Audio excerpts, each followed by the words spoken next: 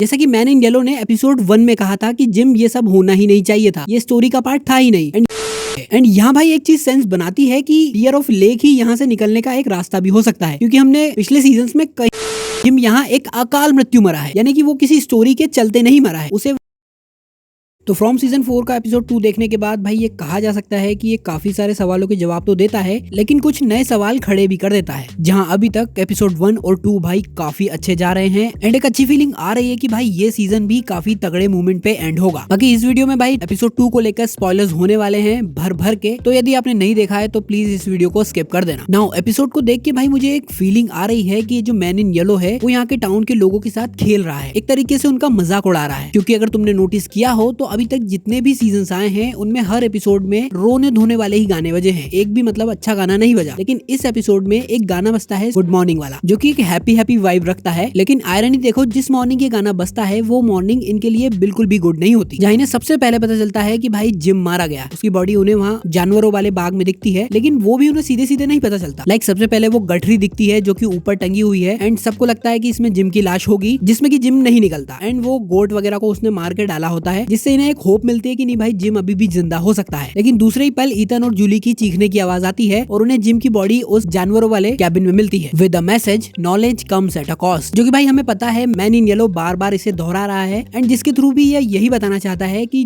जो तुमने इस टाउन के बारे में जान लिया है उसकी कीमत जिम को उसकी मौत से चुकानी पड़ी है। जिसके बाद भाई ईथन, जूली और टैबिथा बुरी तरह टूट जाते हैं एंड भाई ये सीन मतलब आपको गूज बम ला देता है। मतलब भाई मैं बहुत हरामी आदमी हूँ, लेकिन इस सीन को देखने के बाद मुझे भी आंसू आ गए थे, specially Julie and Tabitha. They acted so good in this scene and यहाँ जिम की पूरी फैमिली शटर कर जाती है। स्पेशली ईथन वो टैबिथा को ही ब्लेम करने लग जाता है कि तुमने उन्हें बचाने की कोशिश ही नहीं की। एंड भाई अब सवाल आता है कि जिम की बॉडी और वो गठरी को वहाँ लटकाया है किसने? तो इसका सीधा सीधा आंसर हमें दिखता है सोफिया ने, क्योंकि इन दिस सीन जब सोफिया रात में बाहर खड़ी होती है जहाँ वो नाटक कर रही होती है कि भाई मेरा बाप मर गया तो मुझे बुरा लग रहा है वगैरह वगैरह, तो वो ये सारा कांड करके ही आई होती है। देन यहाँ जेड टैबिथा को समझाता है कि यदि ये सब उन्होंने लिखा है तो यानी ये सब रियल है, हमारा यहाँ बार बार आना, वो आंख हुई किड्स, ये सब का सब रियल है एंड हम जो कर रहे हैं वो शायद सही कर रहे हैं एंड शायद यही एक तरीका है जिनके थ्रू हम उन बच्चों को बचा सके। बट यहाँ क्योंकि टैबिथा का इतना बड़ा अभी लॉस हुआ है तो वो जेड पर चटक जाती है कि चूतिए तुझे समझ नहीं आ रहा है, यहाँ मेरा पति मर चुका है और तू चाहता है कि हम उस बॉटल ट्री पर वापस जाएं उन बच्चों को बचाने के लिए, जो कि हम पहले भी कर चुके हैं, जिसकी कीमत जिम को चुकानी पड़ी। एंड अब ऐसा हो भी सकता है कि भाई ये चीज वापस करें तो हो सकता है कोई और भी मारा जाए एंड दैट्स व्हाई टैबिथा उसे वहां से भगा देती है। एंड देन जेड यही थ्योरीज बॉयड को भी बताता है, इन आंख हुई बच्चों वाली एंड ये इनका बार बार यहाँ पर आना, ये सारा कुछ। एंड बॉयड उससे सिर्फ एक ही सवाल पूछता है कि अगर ये तुम्हारी थ्योरी सही भी है तो तुम उन बच्चों को बचाओगे कैसे यदि वो मर चुके हैं? एंड जो कि भाई जीनियस सवाल था बहुत ज्यादा। देन ये सारा सोफिया को उसके ग्लासेस का रिप्लेसमेंट दिलाने स्टोरेज रूम में ले जाती है, क्योंकि इसके ग्लासेस जो है वो टूट गए थे। यहाँ पे सोफिया बहुत सारी चीजें देखती है, जहाँ सोफी को वही डांसिंग गर्ल वाला एक स्टैचू, एक आर्टिकल दिखता है जो कि हमें सीजन में पहले भी दिख चुका है, जिसे कि बॉयड ने जो बॉक्स में दिखता था उसे तोड़ा भी था। एंड मुझे लगता है कि भाई ये स्टैचू का और सोफिया का कोई ना कोई तो कनेक्शन जरूर है एंड जिसको लेके भाई हम अगली थ्योरी वीडियो में जरूर से बात करेंगे। देन यहाँ हम अकोस्टा को देखते हैं जो कि भाई थोड़ी सी पगला चुकी है एंड उसे यहाँ के टाउन के लोगों पर भरोसा नहीं हो रहा है कि ये सच भी बोल रहे हैं। उसे ऐसा लग रहा है कि ये जो बोल रहे हैं कि हम टाउन के बार बार गोल गोल ही घूमते रहते हैं, हम इससे बाहर निकल ही नहीं पाते, तो ऐसा नहीं होता है। एंड वो इस चीज को खुद चेक करने के लिए एम्बुलेंस लेके निकल जाती है, जिसमें कि क्रिस्टी जबरदस्ती बैठ जाती है। एंड इस सीन का ना मुझे कोई सिग्निफिकेंस इस एपिसोड में नहीं लगता